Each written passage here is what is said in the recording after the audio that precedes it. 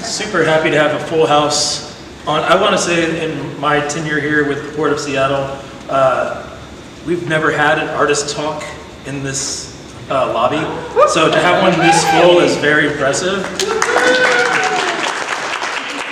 Grace again, because Grace also, we have had many artist receptions here, but Grace definitely had the most well-attended reception in this lobby, so kudos to Grace twice.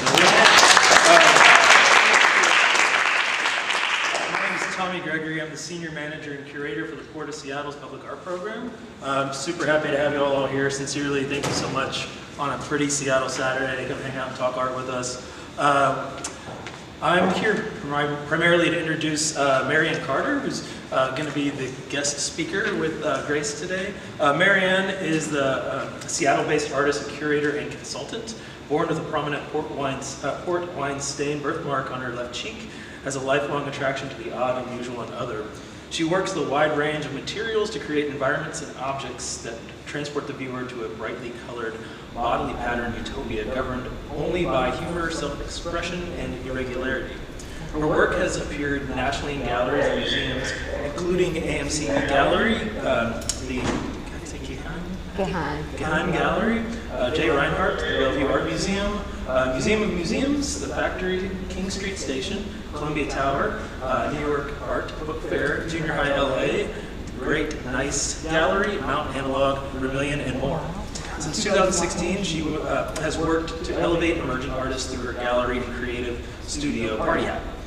She served as director of the Museum of Museums, and most recently, she has co-founded Wishbone Industrial Arts in Soto, a multidisciplinary design and fabrication studio. So again, thank you very much. I wanted to also leave one note, because these kind of events are so few and far between, and we want to do more through the Port of Seattle's Public Art Program. If you hate social media, you don't have to post it on social media, send it to a friend, but take a photo of these two in this awesome piece, and just a little reminder that we were here and we did this today. Thank you all so much.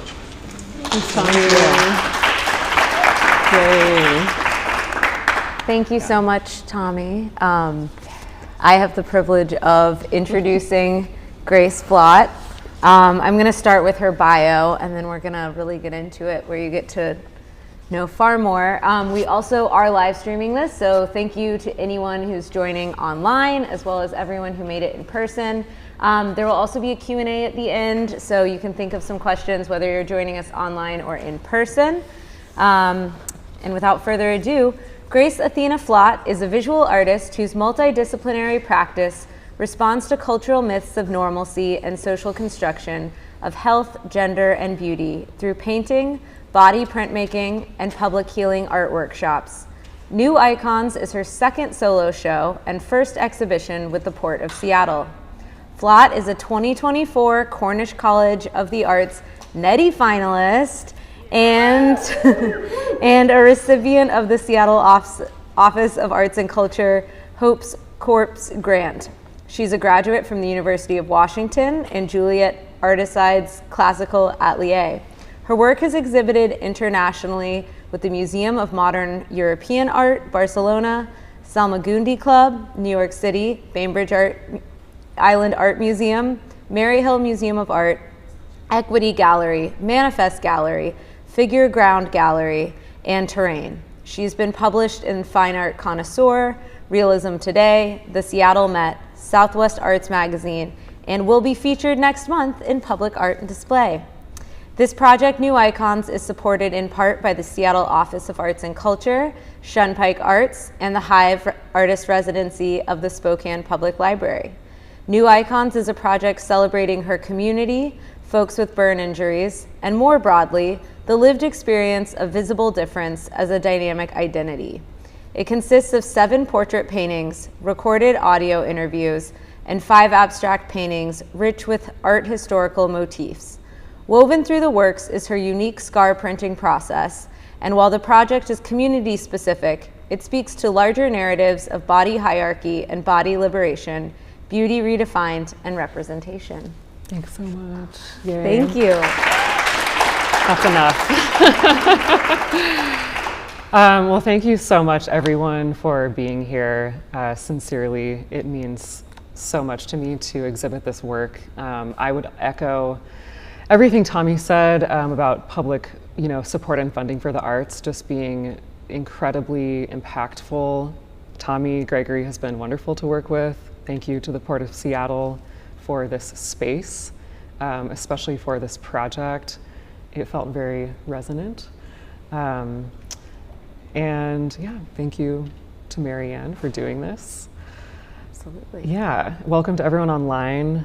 I am a femme presenting white woman with wearing a white shirt and brown hair.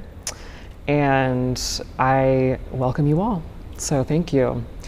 I hope this is more of like a conversation. I'm going to do a brief overview of the show and just generally my work. And then we're just going to be back and forth over here talking about disfigurement. So my work overall is, I think I've come to the realization that it is motivated by this idea of body liberation. So how we can begin to live free of systems of oppression, prejudice, based on our appearances. And I, was raised in Eastern Washington in, a predominantly white community. I grew up able-bodied. I think a lot of folks who grew up in the burbs in America, we were raised to really strive towards this idea of normalcy and conformity. So in my early 20s, I experienced what I think of as kind of a biographical disruption from an injury. And since then, it was like, oh, I don't really see myself represented anywhere in media, in art, in TV. I learned I really wanted to paint stories of the body. So I learned to do the figure painting, portrait painting in a very classical style. And it was really to celebrate this idea of like body variation. And I think about the way that our stories show up on our surfaces. And for me personally, that's through, having a visible difference from a burn injury. And I think that idea more broadly resonates with many different communities. So the work overall is coming from kind of that place. And, this particular series very much enters into these issues from like that particular experience of a burn injury. What has been interesting to me is beginning to connect this one, individual experience into like a bigger conversation. And I think for the other folks in the room with a burn injury, we are always looking for, I think, a bigger connection into, body hierarchy, who gets to be normal, who decides, how do we classify normalcy, who defines it, all of these questions. Yeah, so there's plenty more to say. And do you want to just get into it? Yeah, let's get into it. Let's go for it. I met you at Pratt Fine Arts Yes. like maybe about a year ago, and it was just one of the best experiences of my life. Grace came up to me, I was probably like holding a bunch of stuff. I'm always like running around in there, and she was like, you're Marianne Carter. Also, I don't know if you identify as disfigured, but I'm Grace. And I was like, this is great. I would not recommend that approach for anyone. Yeah. But I was like, oh my God, an art person with something on their body, like, let's go. Yeah, I would say one of the privileges of having something different with your body is that you can pull that off. Yeah. But it was the beginning of a really great conversation and friendship that spans, I have a port wine stain. It's very different experience in being a burn survivor, but I think our conversations really were about we found so much commonality, just in what it feels like to walk around with a visible difference. And I really love that we were able to find like both, I feel like, relief and like humor.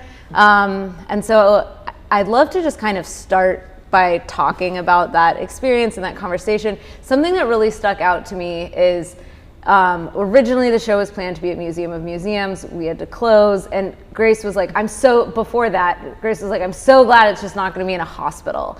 Yes. And when we closed, I was like, I have to find a venue for this show. Everyone needs to see it, and that really resonated with me. I think there's a lot of like people that mean to do well by making suggestions like, your work would look great in a hospital, but do you want to kind of talk about why it was important that this was seen outside of a hospital? Yeah, no pressure as the director of Museum of Museums to get that done. That's very true. So when I first started this project, it began with the pink painting over here of Claudia, but it was motivated by like getting this grant from the Office of Arts and Culture, which was awesome. And I had this time limit when I could show it. I knew that it needed to be publicly accessible. So I was on this like hunt for a venue. And again, well-intentioned people were like, oh my gosh, like the second you hear Burns, it just clicks. Like people are like, that would look really good in a hospital. And, or this chronic illness nonprofit, whatever that I'm connected to. And it was so interesting because the original venue, Museum of Museums, was a very like contemporary pop art almost space. Definitely. And I was so excited because, you know, that's the point, is to actually take us out of this like healthcare setting. And, you know, it's something that you think about like, oh yeah, I'm sure, you know, that's a common reaction. But to just hear that over and over and over again, like it actually was about like 10 different people who said that to me. And, you know, I realized then that that's why the work was important, you know, beyond just myself. Because to me, they're just portraits of my friends. Like I know all these people, I've known them for years. So I knew we had to find a different venue. But yeah, like our representation as people with visible differences or disfigurements, like we all use different terms, or disabilities, it overlaps. We exist in news media, we're trauma porn, we're inspiration porn, we are in medical textbooks, right? We're medical illustrations. We're in horror movies, right? Like we are a Scar from The Lion King. We are Freddy Krueger.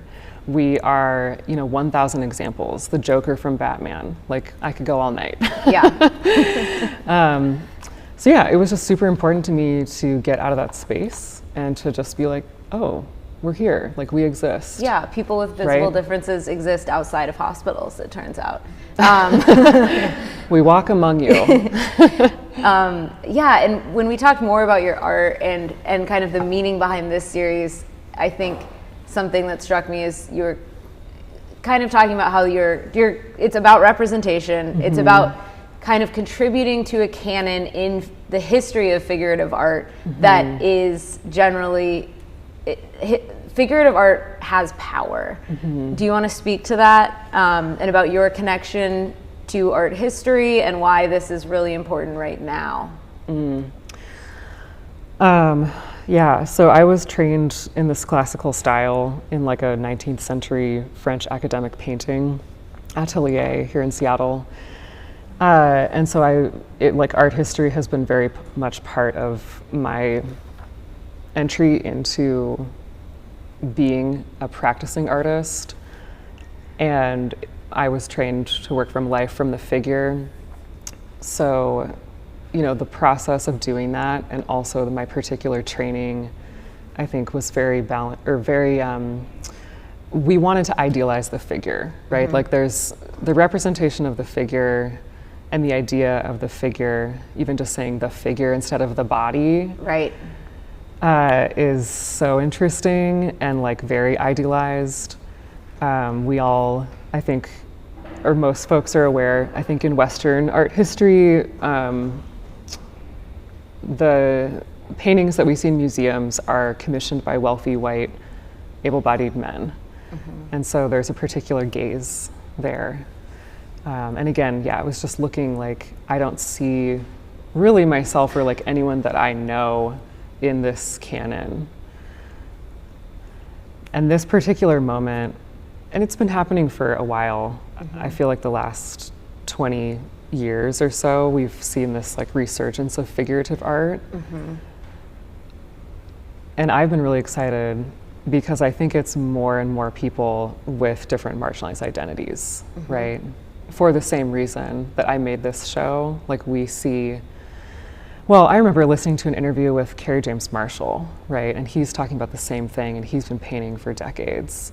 So I think the tides are turning. Figurative art is about the body, and the body will always be a political space, right? Until we're all equal. Right. And so I think figurative art has a huge potential for storytelling, and in painting, I mean, paintings are very quiet, but they're a place where we can sit and reflect on what is the meaning of that body in this space. How do I feel about that body? Why do I feel that way? Right? When I'm confronted with maybe a different experience.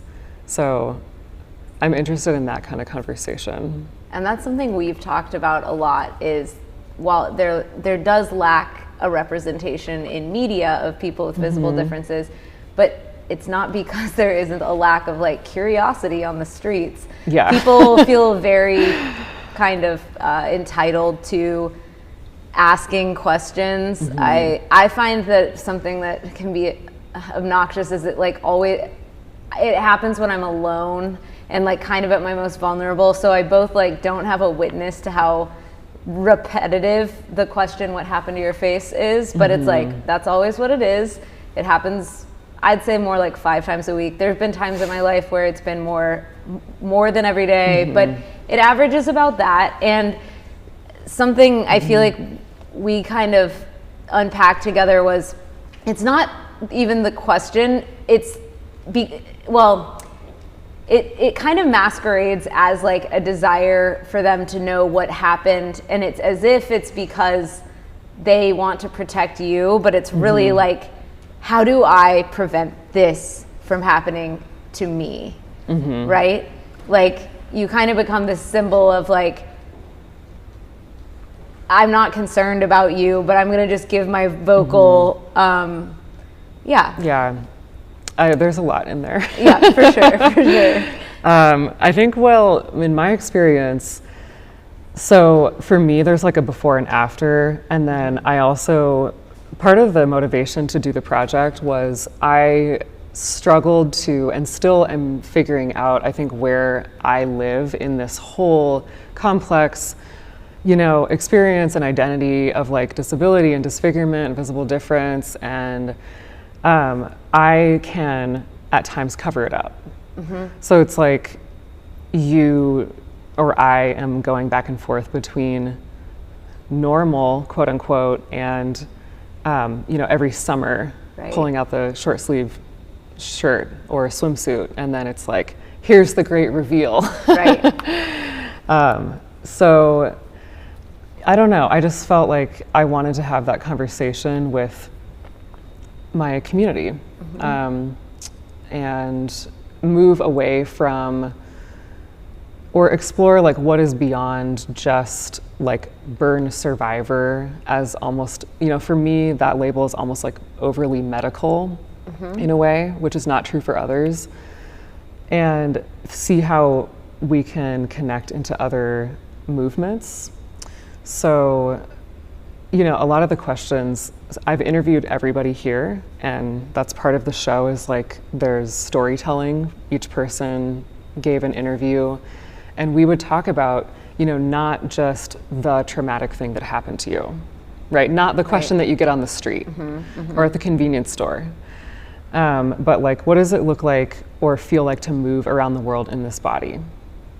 How does this one experience, living with scars, overlap with other parts of your life, other identities you hold, you know, lots of different things. How do you want to be portrayed? What does authentic representation look like?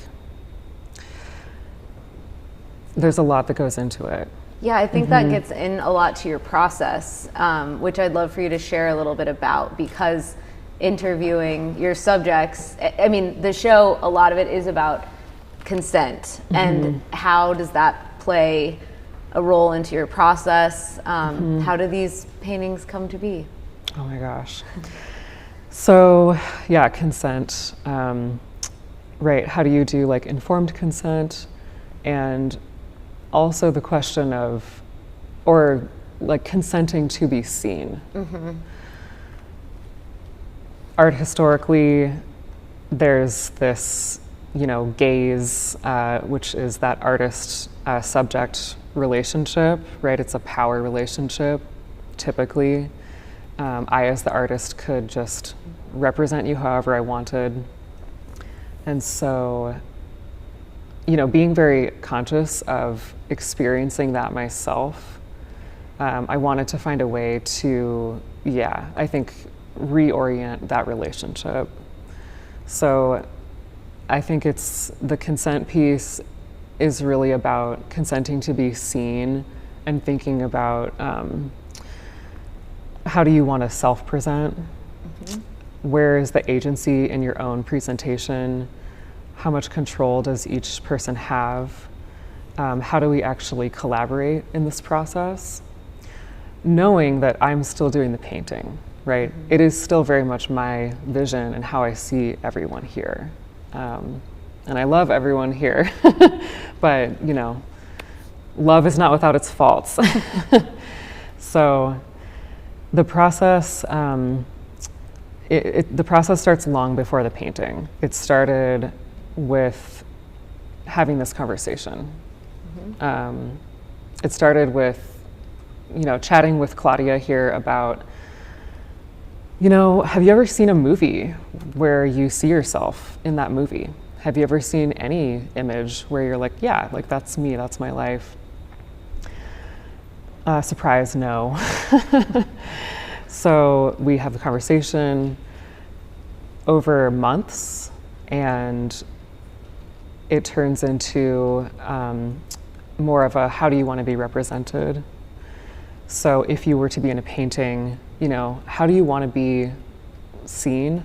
How do you want to be almost like memorialized? Because these babies live forever. Yeah, they become that canon that we were talking about. Yeah, so it was a lot of conversation, and then almost like a commission process, breaking it down into what kind of colors do you like, you know, how do you want to be portrayed is like a certain gesture, a certain like stature. So looking at different examples of portrait paintings, right, from the past, how do you want to do this differently?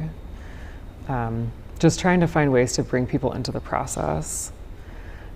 There's so much more to say. Like, we do photo shoots. There's probably 600 photos of each person, sometimes over a couple of days. We'll take those and narrow them down to like 20. And then I am usually like, okay, these 4 or 5 would really work as like a main reference for a painting. So just trying to translate like this vision that they have. And I think that's why they turn out, you know, each one is like really different. So they're cohesive in that they're portraits, but like each one is really, you know, that person wanted to be outside, or this person loves blue, and, you know, or pink, or they hated yellow. And so like just funny stuff like that. Yeah, and then the scar prints. Yeah, absolutely. There's like multiple parts of this show. In addition to the portraits, there's the abstract pieces and the scar prints, which I would love to hear more about. Let's start with the scar prints. How did that come to be? Yeah, so I've been printing my body for a couple of years. And yeah, this started in 2020. I was like alone in my bathroom, just rolling ink on my arm, pressing paper, pulling the print. And the whole kind of project had started around the 10-year anniversary of my injury. So it was like this time where I was just like, Oh, I think I'm fine. You know, I've processed everything. We're beyond this, you know, whatever. I've painted self-portraits in the past. I've had opportunities to like look really deeply at my own body. I'm good. You're done. The work has been done. The work is done. Yeah. The work is done. I recovered. Yeah, and then I pulled this print, and it was like black ink on white paper. It's very graphic. You know, and then it's just like, oh my God, all of these like intricate patterns, very abstract, very different visual language than what I usually work in. Completely different process. So it kind of blew my mind, and you know, I took like 10 or 15 of these, like I was just like covered. 2020, that happens, and it maybe took a full year before I actually shared it with anybody. I just didn't really know what it meant for me, but I knew that it felt really good. Like it felt really, really, really good to, it's like, that is my mark, right? That is my mark. You have your handwriting, you have your brush with the mark making there, but like, this is my mark. Yes. And that felt amazing. So I wanted to do that with other people. And then I think just kind of one by one, I was like, hey, like, do you want to try this with other burn survivors? And we were all like, ooh, I don't know, this is weird, right? So yeah, and then I got to lead a workshop at Pratt Center for Fine Arts. We did a workshop there with a group of like 10 of us, and it was awesome. So, and yeah, that became part of the process of the paintings. So there's an option like here, I really wanted, like getting back to collaboration, that became the way for us to collaborate. So how can this person actually directly contribute to the painting? Okay, we did the interview, we've talked about the whole design. Now we can do prints. So almost everyone took prints. Some of them didn't end up in the final painting. It was just like optional, but it's a direct scar print from that person, and then I enlarge it with screen printing. So yeah, it's been really kind of opening up my whole process. Absolutely. Yeah, I love the mix of mediums, and also just the ability to tell a story or experience of someone in multiple ways, and the audio component of that is another, and that came from your interviews. Yeah, the storytelling I think is equally important. So every piece has the QR code, and I envision like wherever it gets shown in the future, I really want that person's voice to always be accessible alongside the portrait. Because there's so much more to say about, you know, obviously everyone has like a very complex, unique life. Absolutely. And I think the thing about this, like from a kind of outsider perspective, is like, this is just a very small sample of like one big complex experience. Right. So to me, I think about the whole project as just like beginning our visual record, like revising our visual record, and like beginning our oral history, right? Because again, like we have medical illustrations, but like we don't have people. Yeah, it's establishing a precedent for this to continue, and for people to tell their own story and have that agency that has so often kind of taken from them or by society, where suddenly other people's gaze, yeah, I think the other thing with process, I was trained in oil painting, and like I'm still so attracted to that medium, I think because of its ability to like create skin. So there's just like, obviously there's a lot of painters here right now, but this luscious, very tactile quality to the paint, and the luminosity of the paint is very much like skin. It's great for painting, smooth, silky, sexy skin too, but it's even better for weaving in and out these textures and layers. And yeah, this kind of surface story of the paint is what I get really excited about, kind of building up the texture of the actual skin. So don't touch the paintings, but if you did, you could really get in there. What do you see coming next? Where does this project go, or where has it pushed you? I don't know. I think there might be a few more portraits in it. I think I'm interested in seeing it shown at more and different venues. I would love to see this work alongside other historical works, like that kind of art history canon. Like put this next to an Ang painting or one of these like academic paintings from the 19th century and see what happens. Another thing that I thought about with the prints here is, this is just like a whole world unto itself. So there's this question in my mind about like what is natural? What does that mean? And the way that visible difference is seen as unnatural, and yet like we look into nature itself and like they strike me as very much like topography, like tree bark, like rivers, right? Like all these patterns. And so this idea of just like disfigurement and disability doesn't exist in nature, or it's just like part of it. And it's actually an idea that we kind of came up with, or this binary. For sure. So I don't know what that's going to look like, but the scar prints have been very exciting. Yeah, I'm really excited to see where it goes. Do you have anything else you want to mention, or should we open it up for questions? Because I'd also love to spend some time. Yeah, if anyone has questions, we can transition to that. Okay. Sure. Sounds great. There's so much to say. Are we live still? Okay. Are there any questions that have been excellent? I mean, like Marianne said, like we get accosted on the street, so now's your chance. Yeah, absolutely. Please in the front, yeah. So, I need a minute, sorry. Oh yeah, take a minute.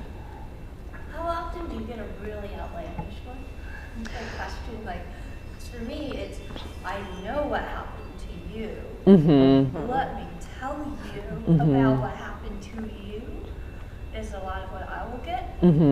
And so I wonder, if you don't want to overshare or anything, like, what's an outlandish one that got you where you're like, you really had to think about that, didn't you? Like that. Yeah, so for the online people, they're asking about like what's an outlandish kind of street interaction that I've had related to my scars.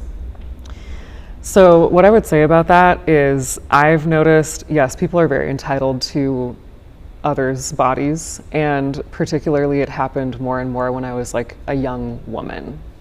And so thinking about how that overlaps, right?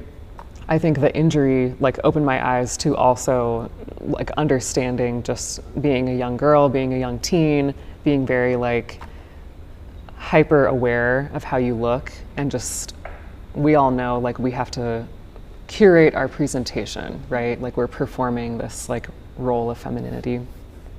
I've gotten all kinds of stuff. I would say the most outlandish is just when people physically touch me out of nowhere. Yeah. Oh yeah. That's a good question. Yeah, good question. Yeah, Betty. I believe that you do commissioned work. Were these people who commissioned you, or how did you identify, find, talk people into participating in this particular show? Yeah, so were they commissioned? They're not commissioned at all. Everyone volunteered. So yeah, not commissioned. So how did you come across these lovely Everyone is a friend.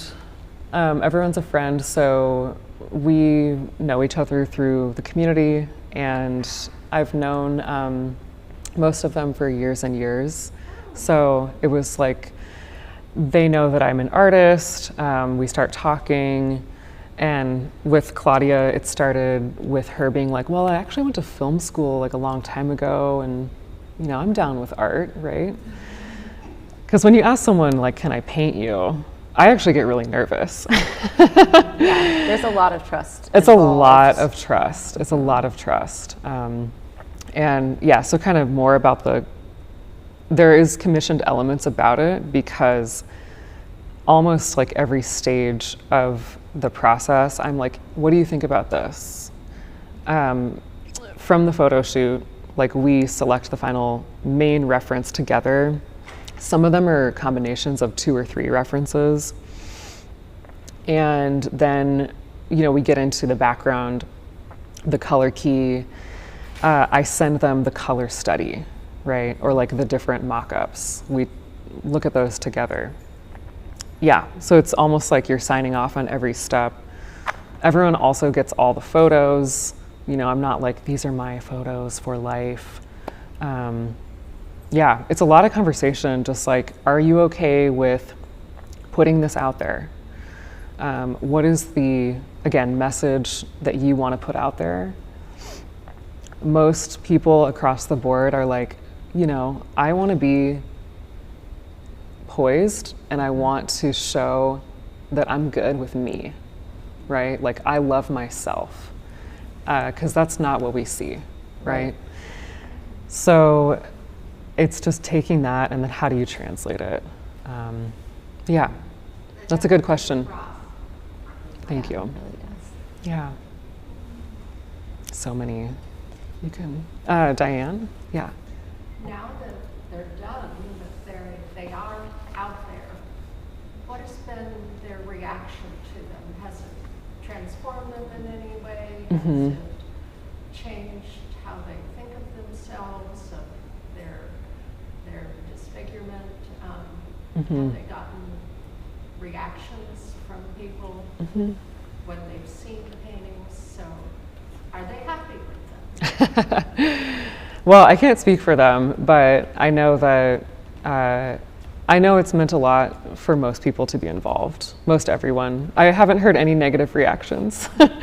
Mostly I hear when the person finally sees the painting and it's done, there's been tears of joy. There's also been just like shock, I think, because like whoever sees themselves in a painting, right? Like this is only for those that we want to put on a pedestal, right? We want to revere you. It's a lot of attention, right, to put on one person. I think it's overall positive. There's a couple folks here, or one person here who I've painted, but it's been very positive, yeah. It's been the first time for some people to be photographed as well. So I know since like the injury happened, yeah, that's been true for a few people, yeah. I want to go to the question here and then next to you, yeah. Yeah. So I really appreciated what you said about the power and maybe the lineage of Mm-hmm. figurative portraiture, and this idea of putting your work kind of in opposition or next to something more normative. Or Mm-hmm. classical. But I'm also curious, other artists that you might have come across that are working with non-normative bodies. Do you consider aspirational, Yeah. inspirational peers? You know, Mm-hmm. are you looking to? Yeah, so many other artists are talking about the same issues. I would highlight, like, one of my biggest inspirations is an artist out of Chicago named Riva Lehrer. Yeah, and she has been, I think, a professor in disability studies and art, maybe, for just a long time, and did a series called The Risk Pictures. So that was like inviting the participant really into the process, and I think she would begin the portrait from life and then leave the room and then allow that person to make like a mark and to actually work on the painting without her. So I think there's a lot of creative ways that people are starting to reorient this relationship. I would say she's one of the biggest inspirations right now for me. Yeah. So this is the second show I've seen that has QR codes. Okay. And the first was at Bainbridge Museum. Art that if you use the QR code, it would do 3D things on your phone. I thought it was very interesting, and this is what will give you the voice of your subjects. Mm-hmm. And then you were talking about comparing these paintings to 19th century Mm-hmm. paintings. 19th century, early 19th century is 200 years ago. Mm-hmm. So I'm thinking about like Edison wax cylinders at 78 RPM records. Right. Is there a way to think about preserving the legacy of what the QR codes do if that technology becomes obsolete? Is there, these paintings should, I hope, outlive all of us in the room. Yeah. Is there a way to pass on somebody to be a curator or Mm-hmm. protector or manager of the works so that that part of the show isn't lost? Yeah, so the question is how to preserve the audio component of the project. I'm very open to anyone's suggestions, not my forte. Yeah, that's a great question. I mean, how do musicians preserve their work, right? CDs, Spotify, like we're always evolving. Yeah, I don't really know, but it should be preserved. I would like that. Yeah. Yeah. Yeah, in the back. Hi. Hi. Yeah, nice to see you. Zoom colleagues. So Grace, these paintings have touched me so much. I have to say that. And we know one another as painters in the Arts Advisory Program. But you don't know this whole other life that I've had as an access person in New York. Mm. And I worked on that for like about 25 years and left because of the disability I acquired. But I have specifically worked with children who learn with because I work with the entire, I work in a museum environment, we work with the general public. And the general public includes people that have all kinds of acquired disabilities and other things that have happened in their lives. And these works are so important. They are so important because it's not a topic that's widely spoken about. And the whole idea of the general public really has problems when confronting anything that's different. And to understand what people go through, to have some sensibility to that and bring that to that discussion is very powerful and very necessary. Thank you. That's really lovely. Really, really. And I really wish I was still in the field that I was in because I would try to get these into a museum. To do, for people like myself in the access world, these are not only pieces that are beautiful and you are absolutely right, they should hang along with pieces that are great art. Absolutely, that has to be a goal because then it's integrated completely into the community. It has to be. Hell yeah. Yeah.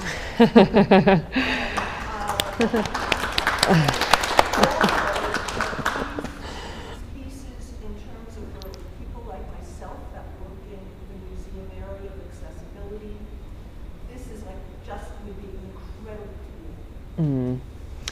Yeah, I appreciate that. In that position now. Yeah, I appreciate that so much. Yeah, part of it is just like I said earlier, connecting this, which is, representation is not everything, but like it's literally where we're at. It's just where we're at in mainstream art and media. And I think, I've had a lot of responses from folks who are just like, this is like what it's like to be aging, or, you know, to have this other kind of, I don't want to speak for others, but just the way that it connects so much just into the way that we have our physical appearance, and that's still directly tied to our economic value.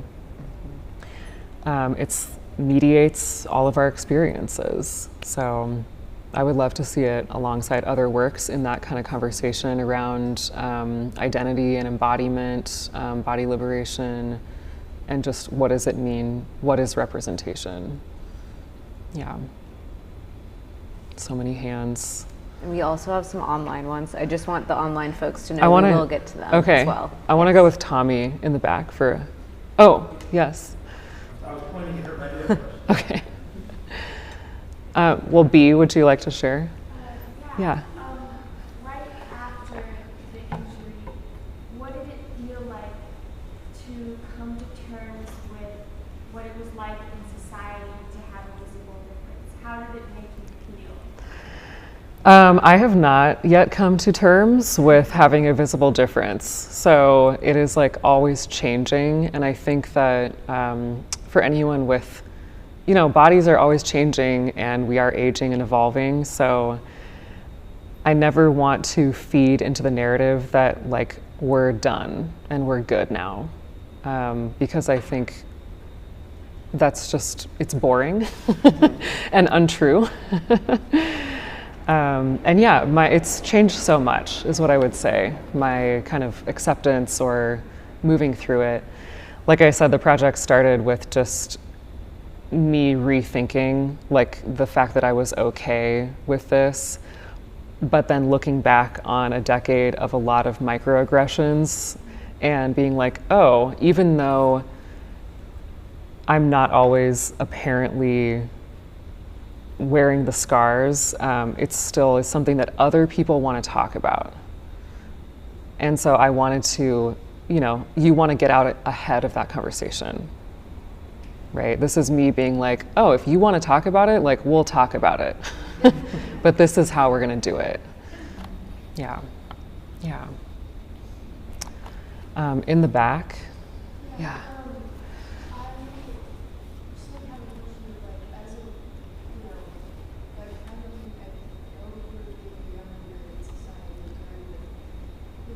Can you speak up a little bit? It's okay. Yeah. How did you kind of take your trauma and go through young womanhood, I guess, like going through life and to then take all of that and make it into something beautiful and accept it? And I mean, obviously everyone's still dealing with it. Obviously it's something that's kind of a personal thing, but to come to terms with it and create something so beautiful to present to them. Such an interesting one. That's a good question. So how did I just turn my trauma into art? Well, I would say I'm not the only one. There's a well-worn path, right? I think a lot of it is like why we become artists in the first place. For some people, yeah, I don't really know how to answer the question. I would say the way we think about trauma, again, is very like, it happens and then it's over and you're done. Or we think about it as like, you experience trauma and then you're just completely messed up for the rest of your whole life, right? It's very like this binary. So I don't know, there's a lot in there about just like, what does it mean to be a victim versus a survivor? Is survivor even a good label? I'm looking for something more expansive than that, I would say. Yeah. Yeah. Is there anything online? Yeah. Yes. One more, and then we'll go online. Hey. Okay. Yeah. I have been fortunate in seeing another piece or more pieces of yours at another exhibition, and we were talking about that a little bit. And just for everyone who's taking I believe it's taking the prints that you're talking about and then putting it into sheer fabric. And it was it was very, very large, spanned a whole room. And it had from my own perspective, it had a lace type quality to it. And it made me very, very hungry to see if there were other textile ways of exploring this, because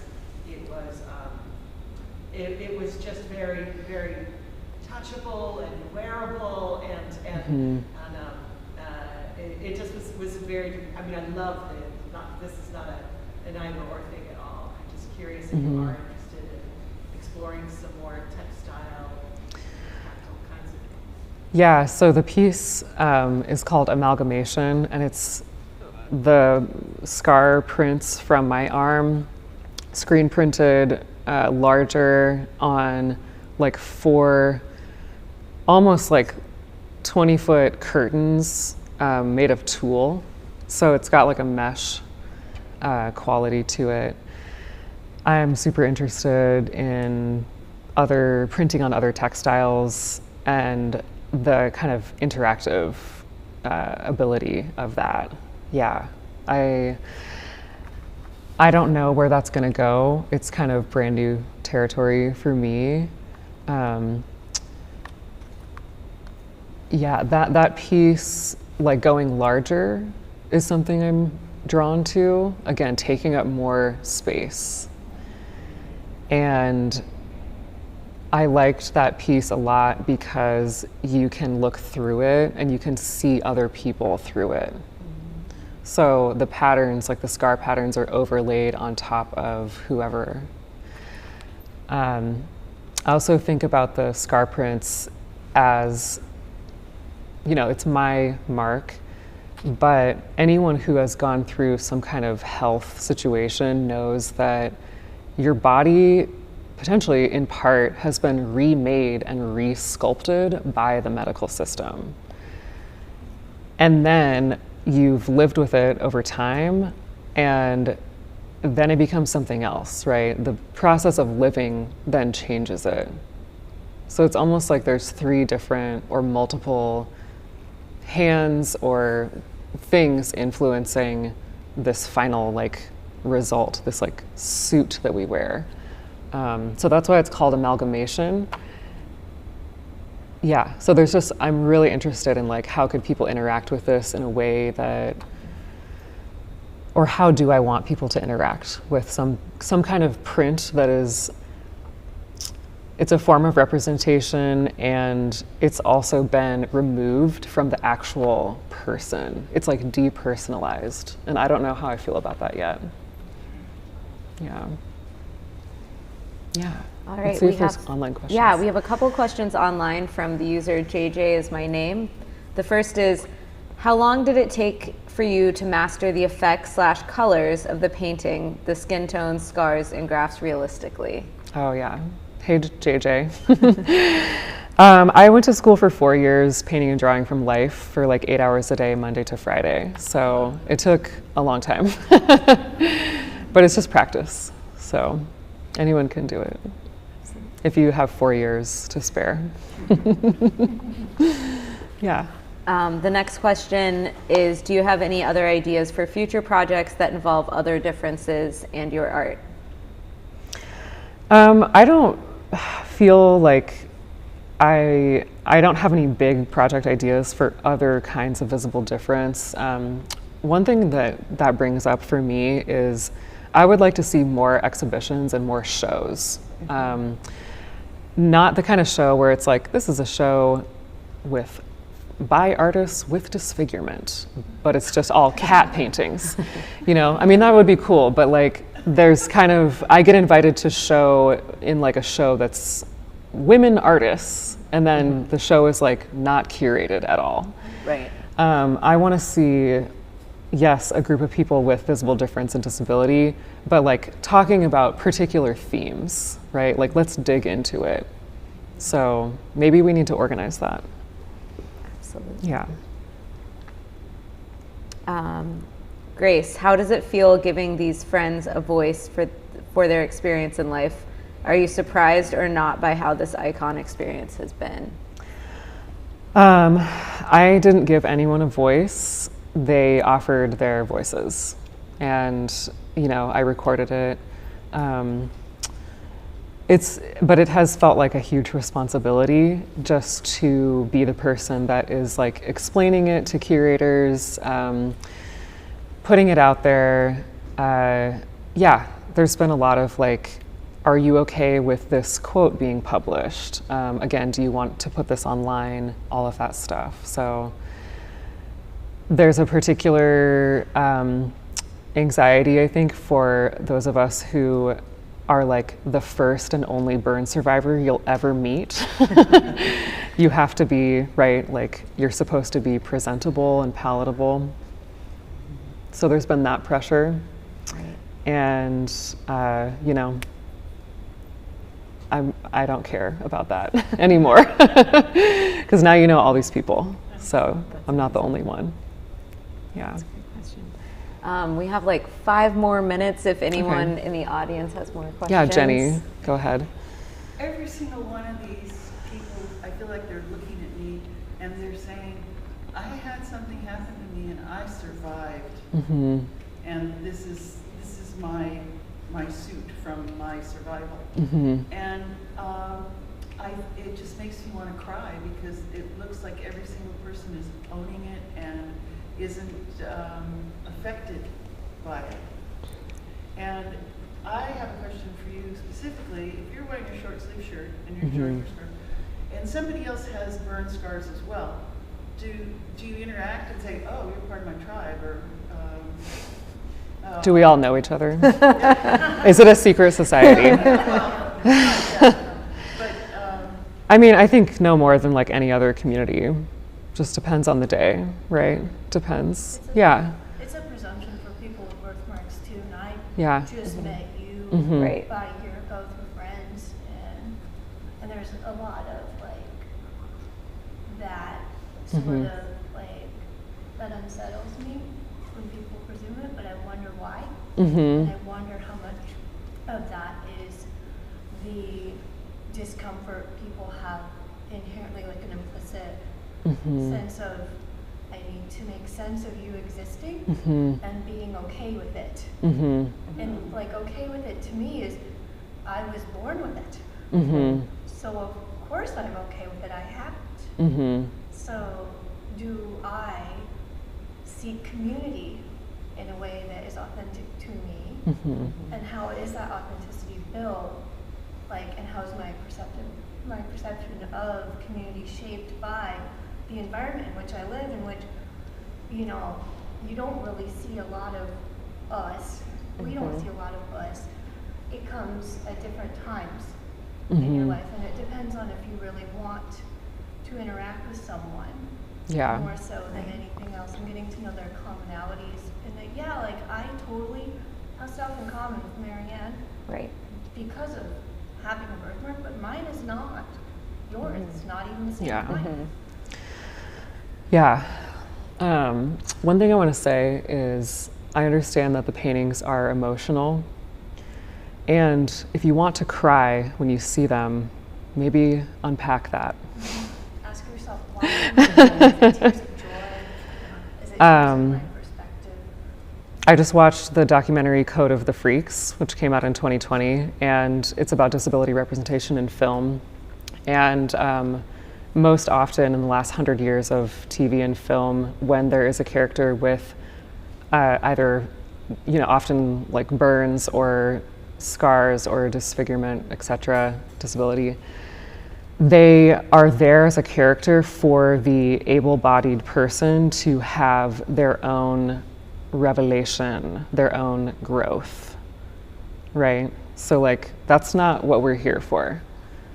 We're living our lives. The like self-acceptance movement gets conflated with acceptance, and I think your show does such a good job. It's like, ideally, everyone else accepts us versus like being like, oh my gosh, I finally like myself. Like, yeah, you're with yourself every day. I know myself pretty well. Yeah. But it doesn't mean it's a static process or a finish line. And I think from that knowledge, I think about our futures and what does our collective future look like with climate change and all of its health impacts and the accessibility to healthcare and those like growing needs and all of the ways that we're like adapting, right? And like we have wildfires here. And I just think that if you have already been through a change, a biographical disruption, maybe it's particularly from a fire or not, I think that we all have had to learn the skills and find the resources in order to like survive that future. Like we have already been through the apocalypse. So learn from us, right? So I think there's like lessons here about just like how to not only survive but thrive and continue to live your life under a very oppressive system in an environment that often feels hostile, right? How do we find pleasure and empowerment amidst this world? Really, that's what it comes down to. How do we feel okay with who we are in this world? Can I add, I had a near-death experience and have a scar on my neck. And when I see somebody else with a similar scar, I get excited. And I say, look, me too. What was yours like? And it's always so amazing to me that no two people with scars on their neck have had the same experience. That's true. Yeah. And I regretted asking somebody once because her boyfriend had stabbed her. And I thought, oh gosh, I shouldn't ask people why they have scars. Well, don't ask unless you don't want to know. Yeah. Nice. There's one more question online. Let's do one more All question, right. and then we can hang out. Yeah. Dina Pione. Can you say more about how you're thinking through the relationship between depersonalization and your textiles or abstract body maps? Yes. Yeah, Dina Pione is actually a contributor to the catalog and a burn survivor herself and a writer. So I've always been talking to her about this show the whole time. So, hey, Dina. What I've noticed with the scar prints, the reaction to them is very different than the reaction to the portraits, right? These illustrated portraits. And that's to be expected. Part of me wonders if the scar prints are that like more palatable version, right? And I'm hesitant to like depersonalize it because I need people to know that there's real like human impact, right? Of like these issues. Yeah, so I don't know. It's just something I'm thinking about and thinking about the audience, thinking about how people react to the work. And, you know, if it creates a space where we can have a conversation about it, ultimately that is a success to me in my work. So we'll see where it goes. Yeah. All right. Well, thanks everyone for joining. We're going to be able to read more about you in the next issue of PDA. Are there any other things you want to plug, ways people can support your art, get you in some museums? If anyone has a plug there. No, this has been incredible. Just thank you everyone for being here and for the wonderful questions. It means a lot to me. Thanks, Marianne. Thanks, Port of Seattle, and everyone online. So thanks for coming. Thanks, everyone. Thank you.